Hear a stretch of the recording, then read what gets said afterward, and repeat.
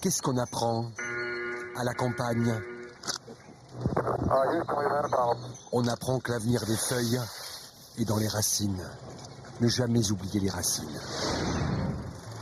Quand j'étais petit, on m'amenait une fois ou deux par an au monument aux morts, pas vous? Là, il y avait des vivants chargés d'histoire, plein de vivants qui avaient vu et qui s'étaient tenus tout droit. Puis j'ai grandi, il y a eu de moins en moins de vivants, de plus en plus de fleurs et plein de silence autour, mais ils avaient laissé leurs histoires. Eh bien, mes jeunes amis, je ne peux pas être avec vous aujourd'hui. Je le regrette beaucoup. C'est bien la première fois qu'il va rater un rendez-vous. Ses chères pipes sont désormais froides. Raymond Samuel, alias Raymond Aubrac, héros discret et tenace, aurait pu devenir l'homme le plus pessimiste, le plus aigri de France.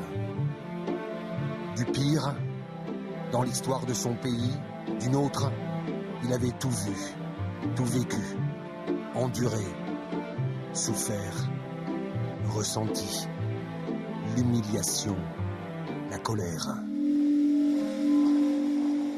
l'inacceptable, la Marseillaise aux fachos,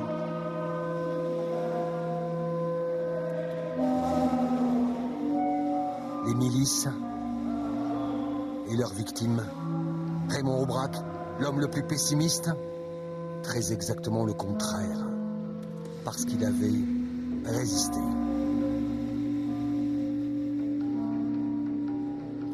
Pour moi, la résistance, c'est une histoire d'optimisme.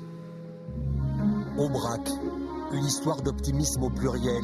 Les Aubrac, 65 ans durant, Lucie et Raymond. Ensemble, combien d'écoles visitées, à recommander encore et encore les mots du devoir, de la résistance, devant des parterres adolescents. Puis 7 ans durant, Monsieur Aubrac seul, qui continue parce qu'il faut dire jusqu'au bout. Dire ce que fut le sens du verbe désobéir en 1940, quand on a 20 ans.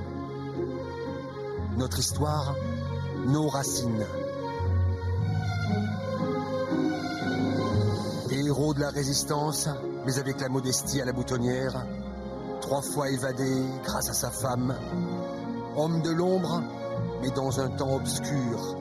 Jamais découragé, jusqu'au bout, jusqu'à la victoire. 18 juin 2010, France Inter commémore à Londres la résistance. Et là encore, Aubrac parle aux jeunes de la racine aux feuilles. Pour fréquenter beaucoup de jeunes adolescents actuellement dans notre pays, je voudrais leur dire d'avoir confiance en eux, plus qu'ils ne semblent avoir. D'avoir aussi confiance dans l'avenir. Quelques-uns semblent inquiets, ne sentent pas réellement un futur bien clair. Mais je voudrais bien sûr que la société leur offre plus de perspectives, mais qu'ils soient aussi eux-mêmes convaincus que l'avenir, en réalité, c'est eux. Et c'est d'eux que ça dépend. Alors on se dit, quel courage. Alors on se dit, moi je sais pas si j'aurais osé désobéir, même au pire. L'optimisme, toujours là, sauf une fois, entre 2 séances de torture, dans la prison de Montluc, il y a 60 ans. Pendant plusieurs jours, probablement une bonne semaine, la chose que je souhaitais le plus au monde était un peloton d'exécution. J'ai du mal à réaliser que j'ai passé une semaine de ma vie à souhaiter un peloton d'exécution. Son évasion fut si belle, organisée par Lucie, qu'on en fit un film. Raymond, sauvé par sa femme, mais dans la vraie vie, on se dit, il n'a pas douté avant de s'engager. C'est compliqué la vie. On a 5 ou 6 décisions à prendre importantes.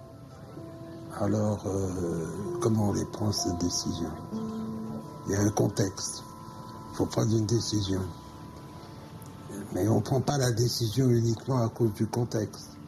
On prend la décision à cause de ce qu'on est, comment on a été construit, les expériences qu'on a faites, les valeurs auxquelles on tient, même si c'est inconscient, même si c'est très rapide.